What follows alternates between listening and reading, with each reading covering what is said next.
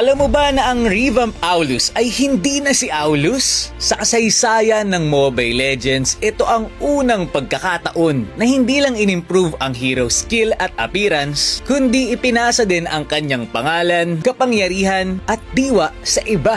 Bagong karakter talaga, kumbaga. Paano nga ba nangyari ito? Tara na't pakinggan ang mga kwento ni Kuya Fuego. Kung babalikan natin ang lumang storya ni Aulus, siya ay isang Leonin na lumalaban upang patunayan ang sarili. Ang mga Leonin ay natatangi at maliksing lahi ng maliliit na nilalang na may malalaking tenga at taglay na mahika. Kilala sila sa pagiging mapaglaro pero makapangyarihan. Ilan sa mga kilalang Leonin heroes ay sina Nana, Harith, Joy, at syempre si Aulus. Sa tahanan ni Aulus, may nakatabing isang makapangyarihang war axe na matagal nang nakalimutan ng mga Leonin. Ayon sa alamat, ang sandatang ito ay ginamit ng kanilang mga ninuno sa maraming labanan at nagkamit ng hindi mabilang na tagumpay. Pero matapos ang isang siglong kapayapaan, unti-unti itong nakalimutan. Hanggang sa maging simpleng kasangkapan na lang ito sa pagsibak ng kahoy. Pero ibahin mo si Aulus. Pangarap niyang maging isang ginagalang na mandirigma kagaya ng kanyang mga ninuno. Araw-araw pa nga siya nagbabantay sa kanilang lupain na parang tunay na mandirigma. Pero tinatawanan lang siya. Iniisip nila na naihibang lang tong si Aulus. Kaya naman hindi nakayanan ni Aulus ang pangmamaliit na ito. Isang beses sa galit niya, sinaktan niya ang kapwa Leonin na nang insulto sa kanya. Gumante si kuya mo. Pero dahil nga dito, kinatakutan naman at inawasan na siya ng kanyang sariling lahi. Napagtanto niyang hindi nito nalutas ang problema niya, kaya umalis siya ng Gleaming Marsh para maglakbay. Dito, hinarap niya ang mas matinding diskriminasyon. Sa Monian Empire, tinanggihan siyang maging sundalo at sinabihang mas bagay pa siyang maging payaso. Aray ko! Sa Northern Vale naman, ginawa lang siyang tagalinis ng battlefield. At kahit noong mabigyan siya ng pagkakataong lumaban, hindi pa rin siya kinilala. Sa halip, ibinigay ang karangalan sa iba kasi nga isa lang siyang Leonin. Sa sobrang galit at pagkadismaya, iniwan niya ang kampo at nagtungo sa Lantis Mountains para harapin ang mga demonyo at patunayan ang lakas niya. May gustong patunayan talaga tong si kuya mo. Sa gitna ng labanan, nag-alab ang kanyang galit at dito na tumugon ang war axe. Nagliwanag ito at nagising sa matagal nitong pagkakahimlay. Sa sandaling iyon, naging magaan ang sandata at napuno siya ng lakas. Gamit ang war axe, tinapos niya ang mga demonyo. Kalaunan sumali siya kina Benedetta upang maglingkod hindi lang para sa sarili, kundi para na rin sa dangal ng kanyang buong lahi. So para sa mga hindi nakakaalam, ang grupo ni Benedetta ay kilala bilang Shadow Rangers. Ang lihim pero elite na grupo ng mga assassin ng Monian Empire. Ito din yung dapat grupo ni Julian bago niya malaman yung katotohanan sa likod nito. Kalaunan, tinuring ng isang batikang mandirigma etong si Aulus. So bakit nga ba kailangan palitan siya kung maayos naman ang takbo ng hero journey niya? Bukod sa wala na kasi halos talagang gumagamit sa kanya ngayon sa rank game, ito ang storya. Isa sa kanyang mga misyon sa Lantis Mountains, namataan ni Aulus ang isang batang Leonin nang salantain ng mga demonyo at punitin ang katahimikan ng kagubatang iyon. Wala nang matakbuhan ang batang Leonin. Pero sa hindi kalayuan, isang naglalagablab na apoy ang pumutol sa dilim. Doon niya nakita ang isang bayani na magliligtas sa kanya. Walang iba kundi si Aulus. Sa isang hampas lamang ng kanyang palakol, nilipol niya ang mga kalaban bago pa man sila makagalaw. Ang lakas pare. Pagkatapos ng laban, inihatid niya yung bata pabalik sa Gleaming Marsh. Habang nasa daan, hindi na maalis ng batang Leonin ang tingin niya doon sa war axe. Sinubukan pa niyang buhatin pero hindi niya maigalaw. Akala niya pagtatawanan siya.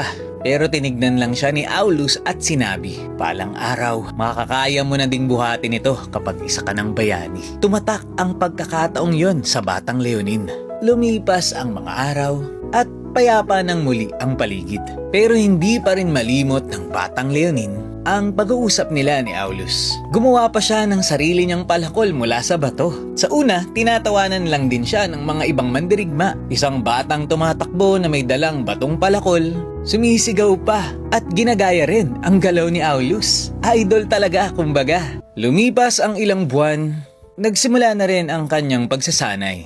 1, 2, 10. Hanggang sa dumating na wala nang makatalo sa kanya. Panis! Pero wala pakiramdam niya may kulang pa rin. Ang tanging gusto niyang marinig ay ang salita mula kay Aulus na itinuturing na siyang isang ganap na bayani. Kaya umalis din siya sa Gleaming Marsh para hanapin ang idolo. Nang muli niyang makita si Aulus sa Lantis Mountains, hindi siya makapaniwala. Si Aulus na puno ng tapang noong nililigtas siya ay umaatras ngayon sa labanan kasama ang mga sibilyan. Ang nayon ay nilamon na ng mga demonyo. Nang magtagpo ang kanilang mga mata, malamig ang titig nito sa kanya. Hindi ka dapat nandito, ngunit hindi ito ang Aulus na kilala niya.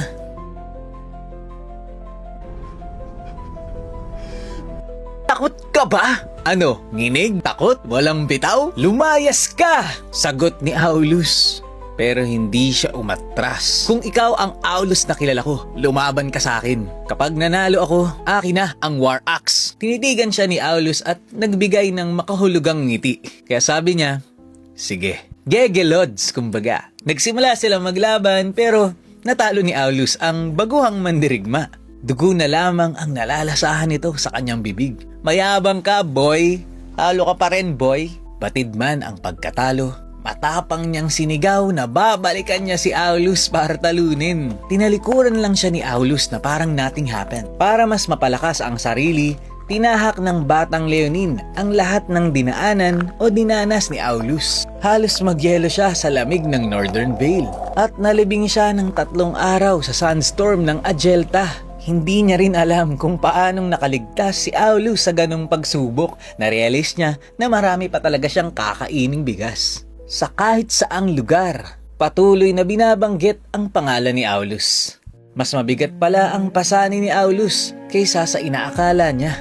Nang bumalik siya sa Lantis Mountains, nalaman niyang nanatili si Aulus sa labanan para pagtakpan ang pag-atras ng mga tao. Ang bumungad lang sa baguhang Leonin ay mensahe mula sa kanya. Kung bumalik ang batang yun, sabihin niyong humihingi ako ng tawad. Patawad?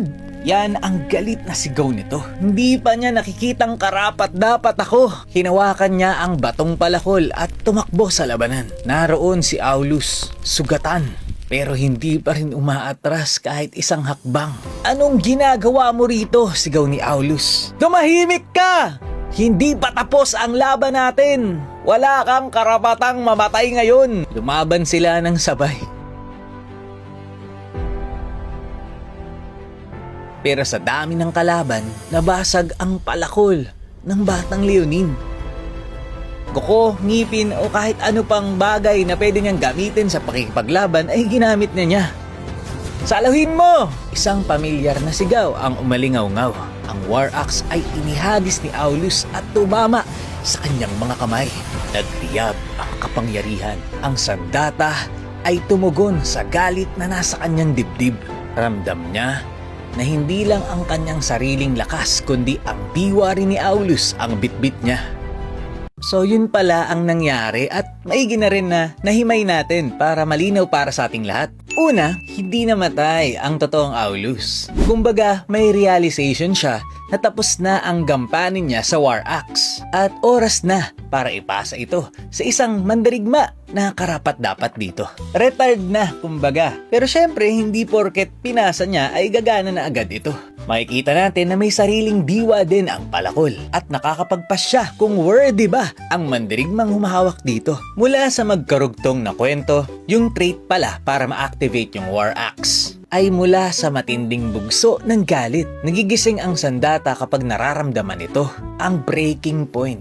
Nag-aapoy talaga kumbaga. Pero hindi ito basta galit lang ha. Kailangan ang galit na to ay nagmumula sa makabuluhang paghihirap o matibay na paninindigan. Kung walang karapat-dapat na humahawak nito, isa lang itong simpleng bagay. Pero nagagamit mong item sa ML. Pinili ng batang Leonin ang pangalang Aulus bilang simbolo ng pagpapatuloy sa isang layunin na nasimulan. Yung tipong tuwing tinatawag na nga siya ng iba bilang Aulus, ay hindi niya na itinatanggi ito at proud siya sa pangalang Bitbit niya. Kayo, proud ba kayo sa mga pangalang binigay sa inyo ng nanay niyo? Yung mga junior dyan? Kumbaga si Aulus Jr. yan. Dinala niya yung pangalan ng iniidolo niya. At dahil nasa bagong tao na ang identity ni Aulus, anong klaseng gameplay kaya at pagbabago sa meta ang ipaparanas nito sa mga laro natin? Nag-enjoy ba kayo sa storya? Kaninong kwento ba ang gusto nyong mapakinggan? I-comment nyo na yan. Yun lamang for this video. Maraming salamat sa panonood and to God be the glory.